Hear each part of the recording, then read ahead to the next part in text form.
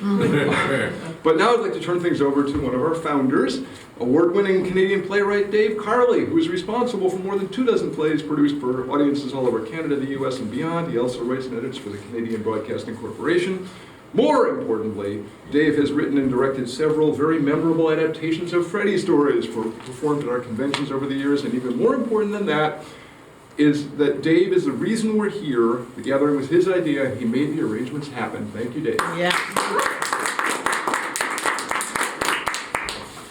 Well, of course, like Freddie, I haven't prepared anything, so this is totally off the top of my head.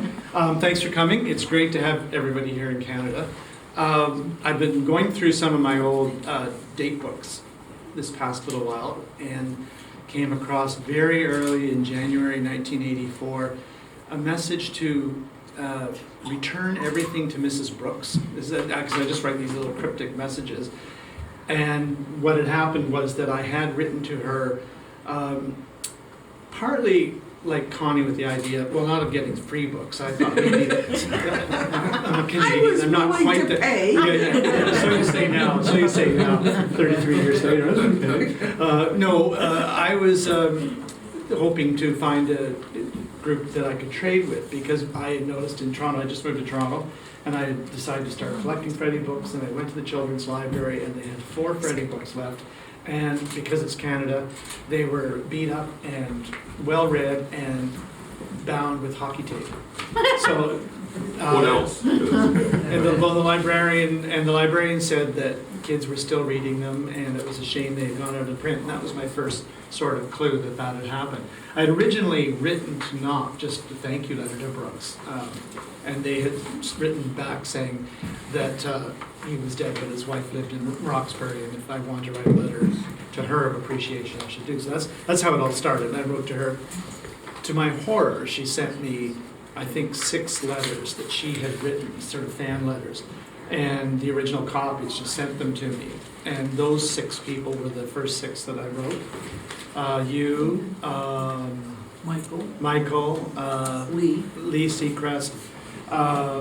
Guess you weren't on that list, eh? I mean, I'm surprised. It feels like I wrote you, but I guess I didn't. No, I found out about it. Connie put a notice in the Washington Post Book World, and that's how I found out about it.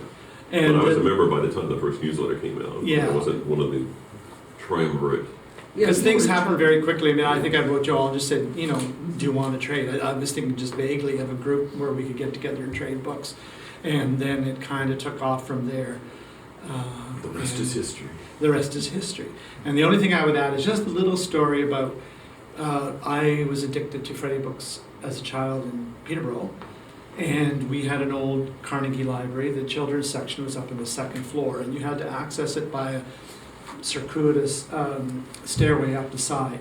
And on Saturdays was the big day when all the kids went down to get books. You were only allowed, Freddy books were so popular then, you were only allowed to take 2 books out a week, which is horrifying because everybody knows you can read a Freddy book in an hour or 2, as long as you got a sandwich and some cookies. And so my brother and I worked out a system whereby at least we could guarantee that we would get the books we wanted to, and we had a chart at home cycling through which ones we needed to get to, to read. And that was this. We worked out a system which will involve violence. I'll tell you about that in a moment.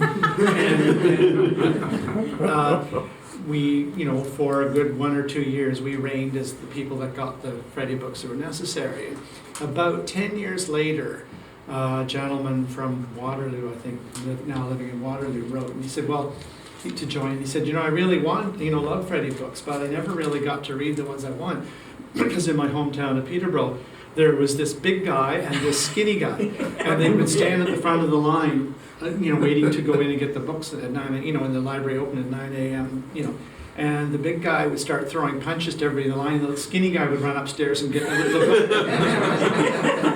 So I was the skinny guy. I have to make that clear.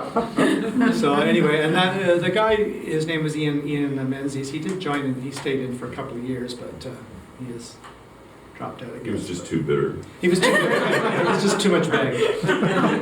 So anyway, it's glad that we are here in peace in Canada.